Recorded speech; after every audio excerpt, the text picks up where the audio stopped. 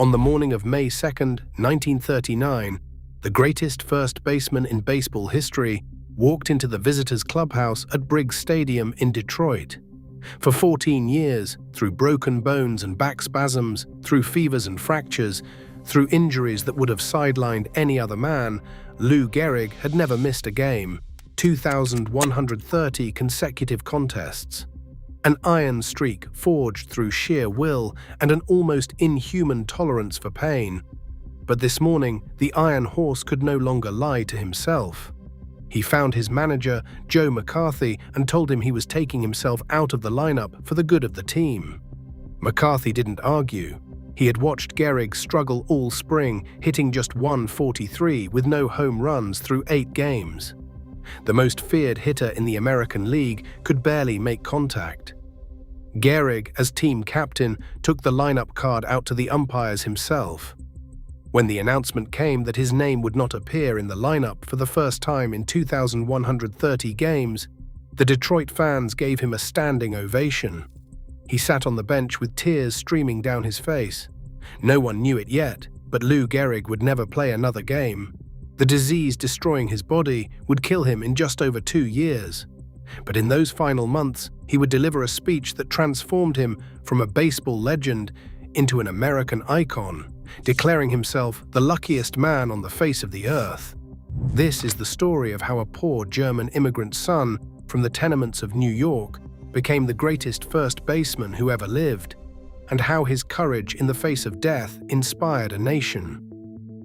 Henry Louis Gehrig came into the world on June 19, 1903, in a cramped, airless apartment in the Yorkville section of Manhattan.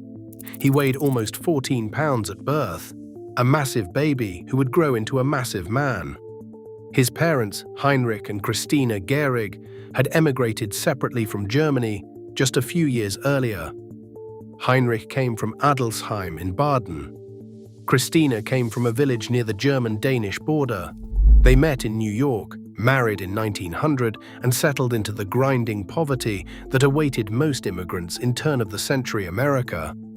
Lou was the second of 4 children, but he would be the only one to survive past infancy. His 2 sisters died young from whooping cough and measles. A brother also died in infancy. From the beginning, Lou carried the weight of being his parents' sole surviving child, their only hope for a better life in the new world. The chunky, blue-eyed baby would grow up acutely aware of the siblings who never made it, of the responsibility he bore as the family's last chance at the American dream. The Gehrigs lived on perhaps $300 or $400 a year. Heinrich was a sheet metal worker by trade, but alcoholism and epilepsy left him frequently unemployed.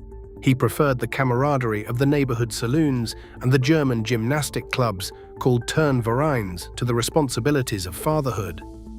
Christina became the family's main breadwinner, working as a maid and cook, scrubbing floors and preparing meals for wealthy New Yorkers while her husband drank away what little money they had. Lou grew up speaking German at home. He didn't learn English until he was 5 years old. When the family moved from Yorkville to Washington Heights, he found himself surrounded by children of Irish, Hungarian, and German heritage. They called him Heine, dumb Dutchman, Krauthead. The teasing stopped as Lou grew older and bigger. By the time he reached adolescence, his size and muscles made other kids think twice about mocking him. Washington Heights sat within shouting distance of Hilltop Park, home of the New York Highlanders, and the Polo Grounds, where the New York Giants played. Living near these cathedrals of baseball gave young Lou an appetite for the game. He began playing pickup games in the neighborhood and quickly discovered he was better than most of the other kids. He became a Giants fan, attending games at the Polo Grounds whenever he could scrape together 25 cents for a bleacher seat. Christina Gehrig was a formidable woman, strong-willed and fiercely devoted to her son's future. She saw baseball as a schoolyard game, a waste of time that would lead nowhere. She wanted Lou to be in business someday, to escape the poverty that had trapped his parents. She pushed him relentlessly toward his studies, and Lou, ever the dutiful son, obeyed. But he couldn't stay away from the diamond. He played sandlot ball on weekends and during summers, developing into one of the best young players in New York City. When he enrolled at Commerce High School in Manhattan, he starred in both football and baseball. On June 26, 1920, he first captured national attention. Commerce High was playing a team from Chicago's Lane Tech High School at Cubs Park, the stadium that would later be renamed Wrigley Field. More than 10,000 spectators filled the stands. In the ninth inning, with the bases loaded, the 17-year-old Gehrig launched a grand slam that sailed completely out of the ballpark. Newspapers across the country reported on the prodigious blast by the schoolboy from New York. After graduating from Commerce High in 1921, Gehrig enrolled at Columbia University on a football scholarship. He planned to study engineering, fulfilling his mother's dream of seeing her son enter a respectable profession. At Columbia, he played fullback and defensive tackle on the football team, his powerful frame punishing opponents on both sides of the ball. But it was his performance on the baseball diamond that attracted professional scouts. Gehrig hit legendary home runs at Columbia. One soared into a second-story window of the journalism school. Another landed across College Walk, clearing a city street. On April 18, 1923, when the original Yankee Stadium opened for the first time and Babe Ruth christened the new ballpark with a home run, Yankees scout Paul Krickel was not in the Bronx watching the festivities. He was at Columbia's South Field, watching Lou Gehrig play. Krickel had seen enough. He told the Yankees front office that he had found another Babe Ruth. On April 30, 1923, Gehrig signed with the New York Yankees for a $1,500 bonus. It was a fortune for a family that had spent years scraping by on a few $100s annually. The money allowed Lou to move his parents out of their cramped apartment and into a modest home in the suburbs. But signing meant leaving Columbia before graduation. Lou's mother was devastated. Christina had worked as a cook at a Columbia fraternity house, dreaming of the day her son would earn his degree. Lou explained his decision to reporters years later with characteristic simplicity. He said that a fellow has to eat. At the end of his sophomore year, his father was taken ill and the family had to have money. When there was no money coming in, there was nothing for him to do but sign up. The Yankees sent Gehrig to their minor league affiliate in Hartford, Connecticut, where he spent parts of 2 seasons refining his game. By 1925, he was ready for the big leagues, but the path to the starting lineup was blocked by Wally Pipp, who had been the Yankees' first baseman since 1915. Then came June 2, 1925. The Yankees were struggling, sitting in 7th place with a 15-26 record. Manager Miller Huggins decided to shake up his lineup. He benched Pipp, along with catcher Wally Shang and second baseman Aaron Ward. The popular legend says Pipp had a headache and asked for aspirin.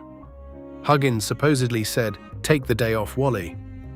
We'll try that kid Gehrig at first today." The truth was simpler and more mundane.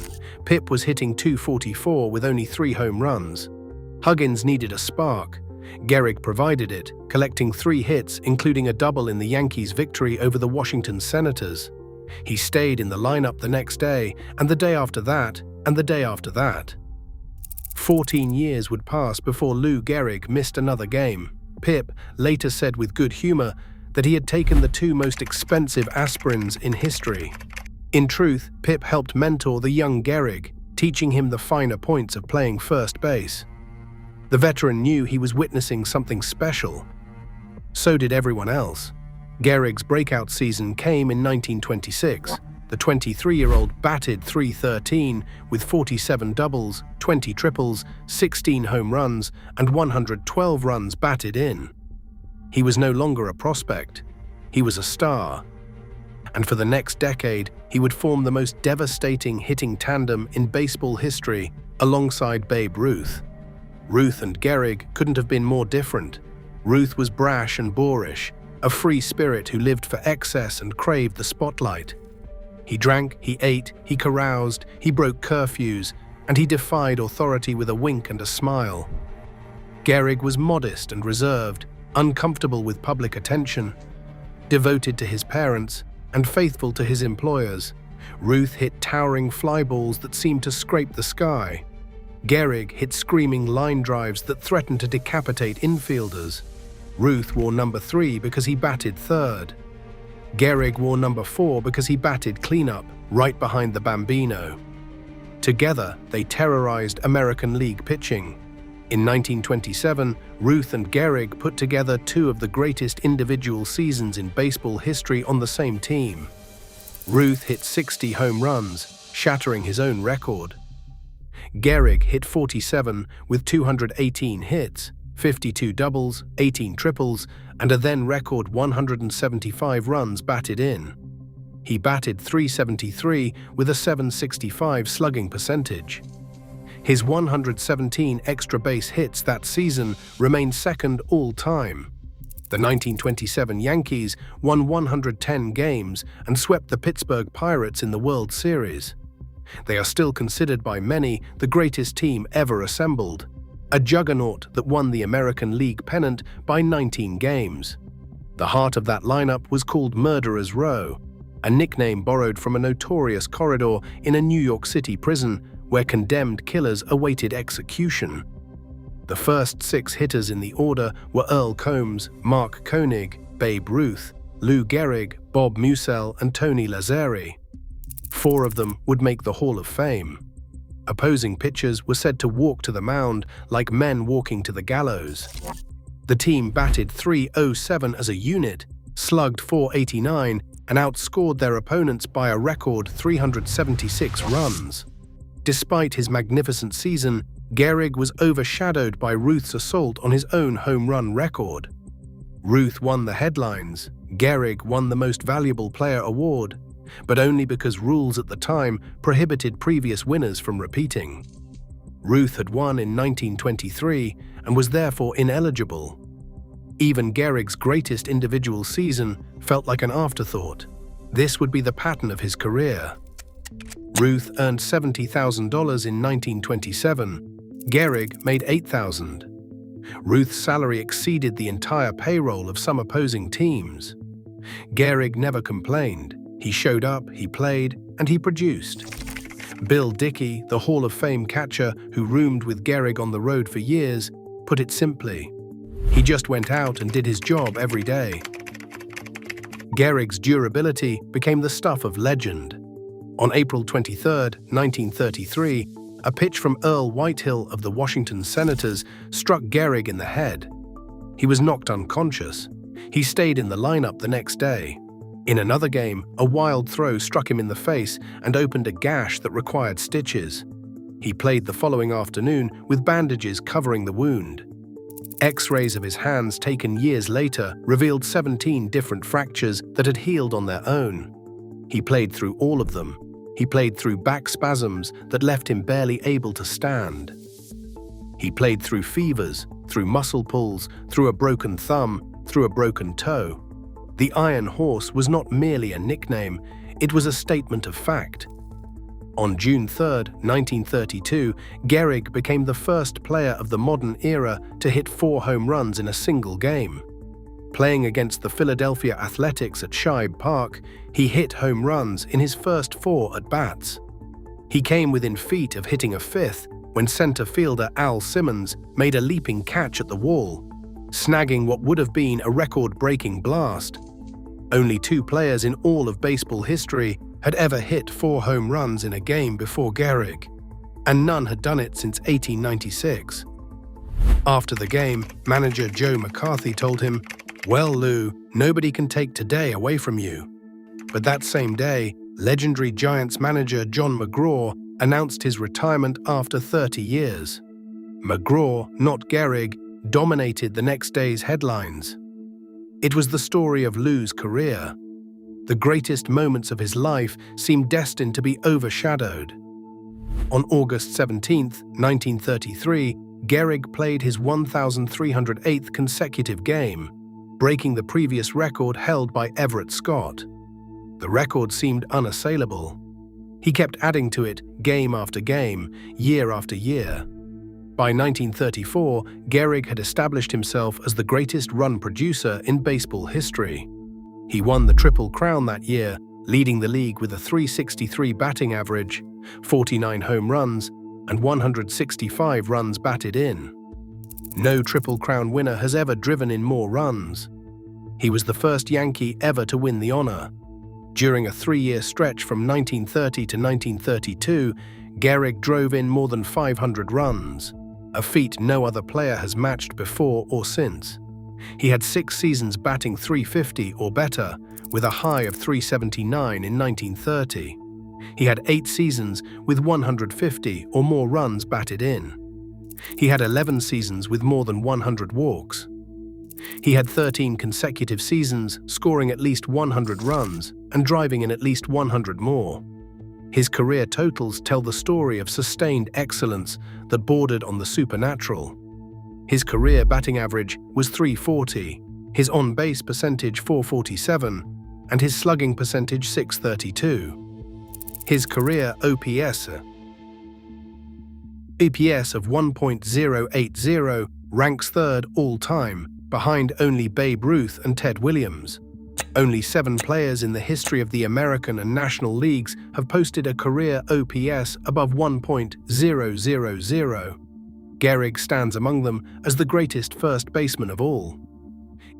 In 7 World Series, Gehrig batted .361, with 10 home runs and 35 runs batted in. The Yankees won 6 championships during his career in 1927, 1928, 1932, 1936, 1937, and 1938. He was the anchor, the constant, the man who made opposing pitchers pay for walking Ruth. Intentionally passing the Bambino to get to Gehrig was like leaping from a burning building into a pit of alligators. Lefty Grove, one of the best pitchers of the era, explained why he never threw at Gehrig, despite often throwing at other batters. "You can never tell what that big fellow will do if you get him mad at you." For all his public achievements, Gehrig remained intensely private. He lived with his parents until he was 30 years old, unable or unwilling to escape his mother's powerful influence. Christina Gehrig sabotaged her son's romances, driving away the women who got too close. Then Lou met Eleanor Twitchell. Eleanor was the daughter of the Chicago Parks Commissioner, a society woman who moved in circles far removed from the tenements where Lou had grown up. They met at a party in Chicago in 1932 when the Yankees were in town. Eleanor was charming, ambitious, and utterly unintimidated by Christina Gehrig. They married in September 1933.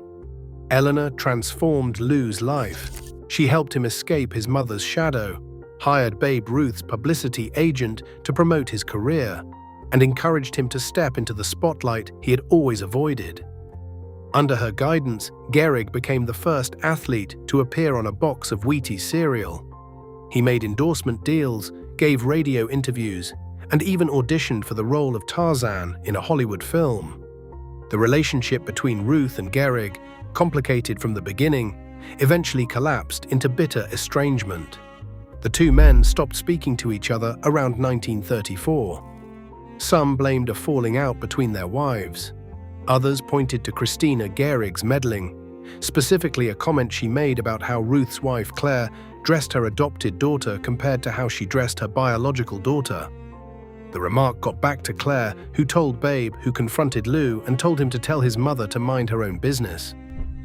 Given Lou's devotion to his mother, the friendship never recovered. Ruth publicly mocked Gehrig's consecutive game streak, calling it baloney and suggesting Lou should learn to sit on the bench and rest. "They are not going to pay off on how many games he has played in a row," Ruth said in 1937. Gehrig was hurt but refused to attack Ruth personally. He simply said he was not stupid enough to play if his value to the club was endangered. He added quietly, "I honestly believe that I have never been tired on the field." By 1938, something was wrong. Gehrig's numbers that year would have made most players ecstatic. He hit .295 with 29 home runs and 114 runs batted in. But for Gehrig, it represented a shocking decline.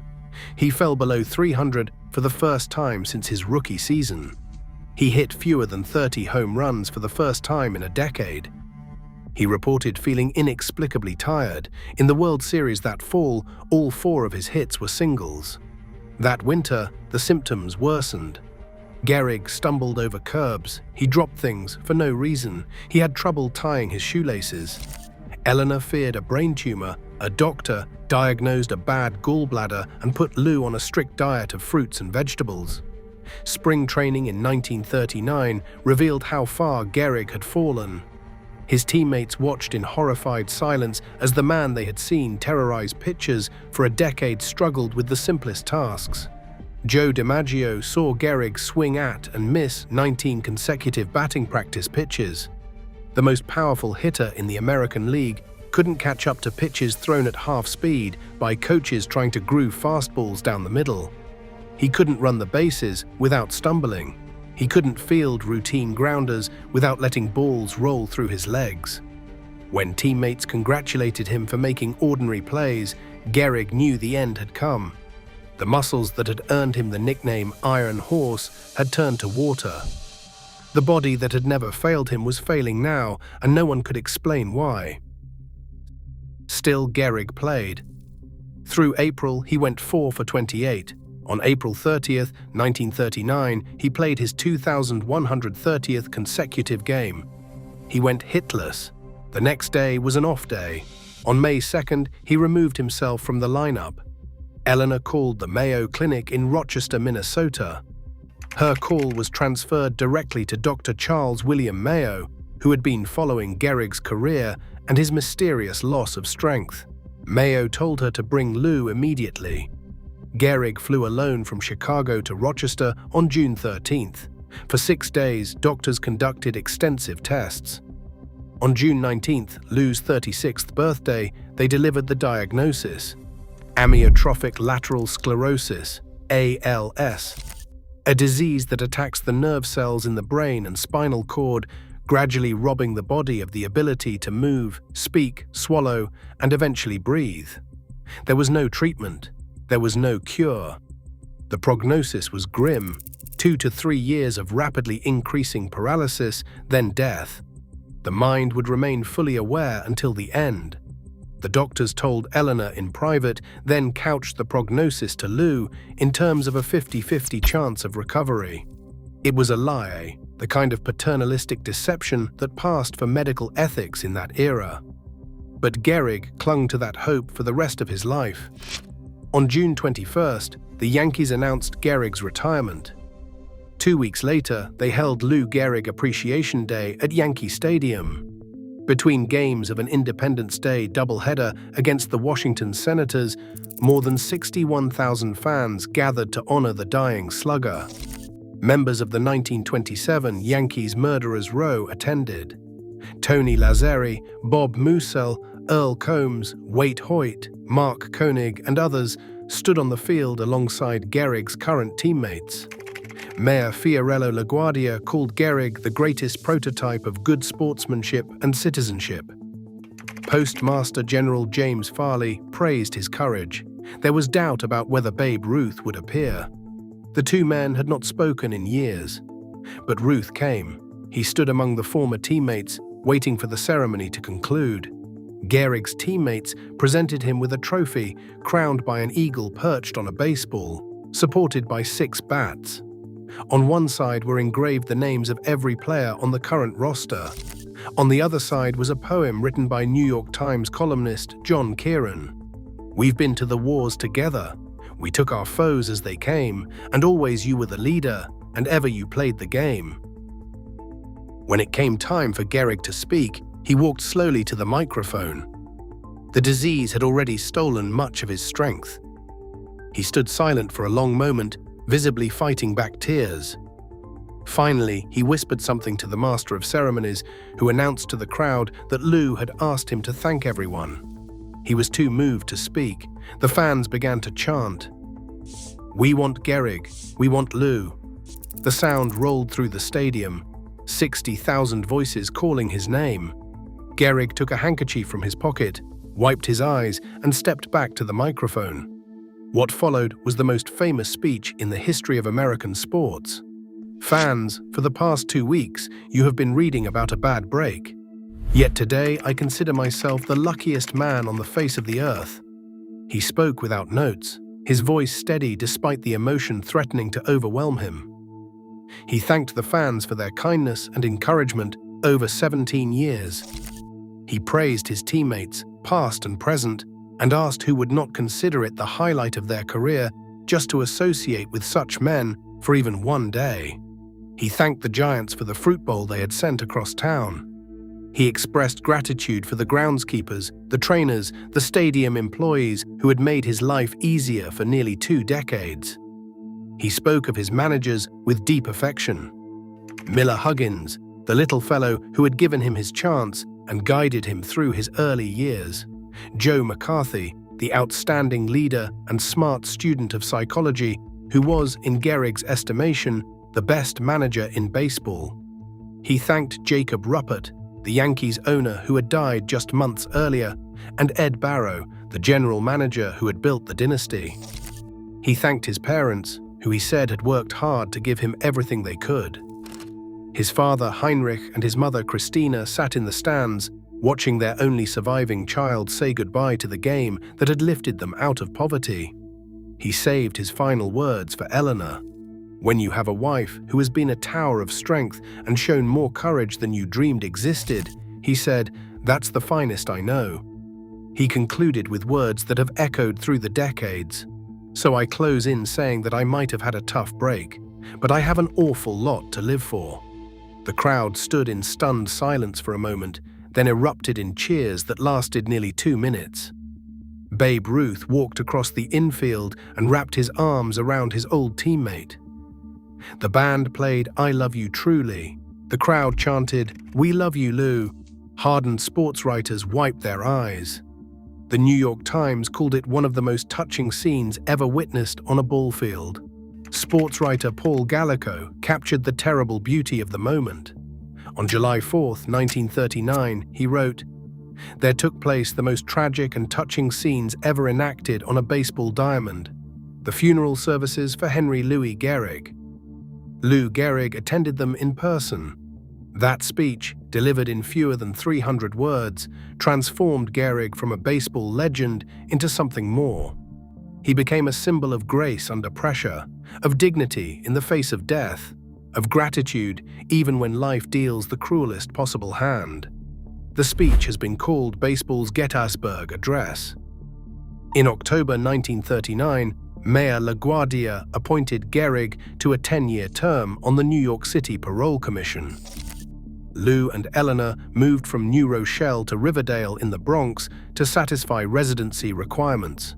The job paid $5,700 a year, far less than the lucrative speaking engagements and guest appearances Gehrig turned down. But he wanted to do something meaningful with whatever time he had left.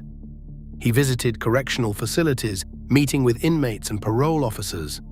He insisted that news media not cover his visits. He came to work at City Hall regularly, even as his body continued to fail. Eleanor helped guide his hand when he had to sign documents. By early 1941, Gehrig could barely eat. He couldn't walk without assistance. His powerful frame had withered to perhaps 125 pounds. Old teammates visited when they could. Tommy Henrich came to see him in May and found Gehrig bedridden but still believing he might somehow recover. On the morning of June 2, 1941, Lou Gehrig lapsed into a coma. At 10:10 that evening, he died at his home in Riverdale. He was 37 years old, 17 days short of his 38th birthday. It was June 2nd, 16 years to the day from when he had replaced Wally Pipp at first base for the New York Yankees and begun his legendary streak. Babe Ruth and his wife Claire rushed to the Gehrig home to console Eleanor. Mayor LaGuardia ordered flags throughout New York flown at half-mast. Baseball stadiums across the country followed suit. Thousands of mourners filed past Gehrig's casket at the Church of the Divine Paternity. Babe Ruth wept, following a funeral at Christ Episcopal Church in Riverdale, just across the street from his home. Gehrig's remains were cremated at Kensico Cemetery in Valhalla, New York, 21 miles north of Yankee Stadium. His ashes were placed in a crypt in the stone monument that still marks his grave. Eleanor Gehrig never remarried. She dedicated the rest of her life to supporting ALS research and raising awareness of the disease, turning her husband's tragedy into a cause that has helped countless families facing the same nightmare. "I had the best of it," she once said. "I would not have traded 2 minutes of my life with that man for 40 years with another." She remained devoted to Lou's memory for 43 years after his death, finally joining him on March 6, 1984, her 80th birthday. Her ashes were interred beside his at Kensico Cemetery, together at last. The disease that killed Lou Gehrig is now known throughout America as Lou Gehrig's disease. ALS remains incurable, though research continues. Every June 2nd, Major League Baseball celebrates Lou Gehrig Day, honoring his memory and raising awareness for the fight against the illness that bears his name.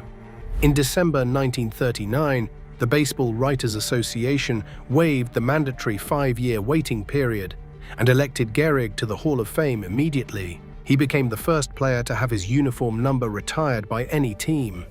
Number 4 has not been worn by a Yankee since 1939 and never will be again. In 1969, the baseball writers voted Gehrig the greatest first baseman of all time. In 1999, fans chose him to the Major League Baseball All-Century team. He received more votes than any other player on the ballot, more than Ruth, more than Williams, more than any of the legends who had played the game. His career wins above replacement of 113.8 remains the highest of any first baseman in history. No other first baseman has even reached 100. Lou Gehrig's consecutive game streak stood for 56 years before Cal Ripken Jr. finally surpassed it on September 6, 1995. During those 5.5 decades, his record seemed as unbreakable as his spirit. The Iron Horse had set a standard that generations of players measured themselves against and found themselves wanting. But statistics, however staggering, don't explain why Lou Gehrig still matters nearly a century after his death. It isn't the numbers that make us remember him. It's the character, the quiet determination to show up every single day, the refusal to make excuses or seek sympathy, the ability to face certain death and still count his blessings. In an era of excess and ego, Gehrig embodied something different. He was the dutiful son who supported his parents even when success gave him every opportunity to escape. He was the loyal teammate who accepted his place in Ruth's shadow without bitterness. He was the devoted husband who found in Eleanor the courage to step out of his mother's control. And in the end, he was the dying man who stood before the world and declared himself lucky. The crowd at Yankee Stadium that July afternoon in 1939 came expecting tragedy. They came to say goodbye to a hero whose body was being stolen by disease. Instead, Lou Gehrig gave them a gift. He showed them that gratitude is a choice, that dignity is not circumstantial, and that a life well lived is its own reward regardless of how or when it ends. "Fans," he said, "I consider myself the luckiest man on the face of the earth." He meant every word. Like and subscribe for more baseball documentaries. Until next time.